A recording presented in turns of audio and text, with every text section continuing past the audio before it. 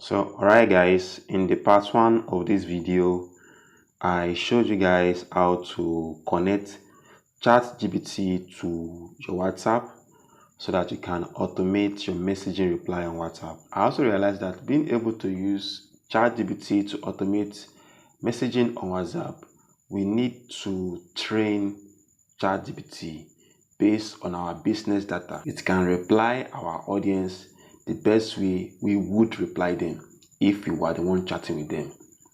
And we know that ChatGPT uses deep learning algorithm to analyze inputs, test prompts, and generate responses based on patterns in the data that it has been trained on. So that means if you don't train your ChatGPT on a particular set of data, right, and you want it to reply your audience, so there's no way it can give them that kind of feel that human being will give them. In that first training, I showed you how to use this particular application, What Auto. I was able to establish that you can't connect ChatGPT to WhatsApp like that. You need a particular app, and I showed you that the app is What Auto. There are different kinds of apps that you can use, but I used What Auto. So training ChatGPT is very easy. You just have to be sure that you have integrated ChatGPT to your WhatsApp. And also, you need a copy of data you're going to supply to ChatGPT so as to respond your audience and your customer based on that data you have supplied to it. So moving on guys, I'm going to tap on AI reply.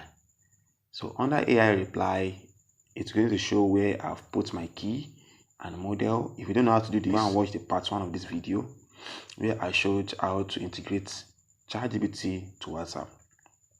Then this is where we are going guys. This is where we are going, how to train ChatGPT, right? How to train ChatGPT. So I'm going to click on this. Then if you are using the application for the first time, you are going to see a demo. Now I want my ChatGPT to reply my audience based on this data that I have supplied it. So look at this data here. It says act. I want my ChatGPT to act. So I want it to act as a personal assistant for my online clothing store. So I put my full store address inside this data, right? Because I know my customers are going to be asking of my business location, my store, where it is located. If you have a website, a working website, you can be sure to attach it into this data also. And I told ChatGPT that my business has been existing for over 10 years. This will build a kind of trust in them about my business, right? So you can see what I'm trying to do.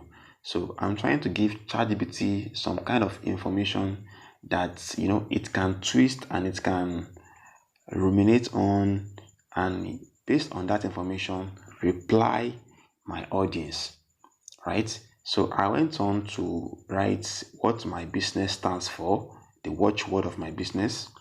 Then I started by putting the price list of my goods that I have in stock and the price, the type of goods I have in stock. I have Ankara Senator. This is a imaginary business of selling clothing materials here in Nigeria.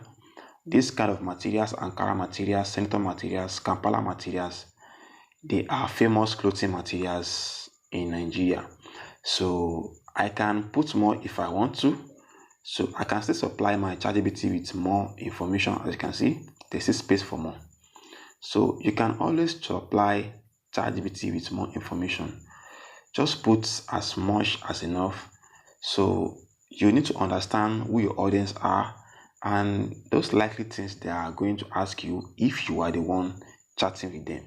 So in this vein, you want to sit down and pen down all those points that they might want to ask a question for, so that ChatGPT can answer them and reply them based on those information that you have supplied it. So this is very easy guys, anybody can do this. Just take a pen and write down those questions, those areas, those frequently asked questions that your customers do ask you, include it in this data and save it. Just save it, and that is all. So now I'm going to demonstrate how this works for you guys, so you can see that this is actually working, and this is massive.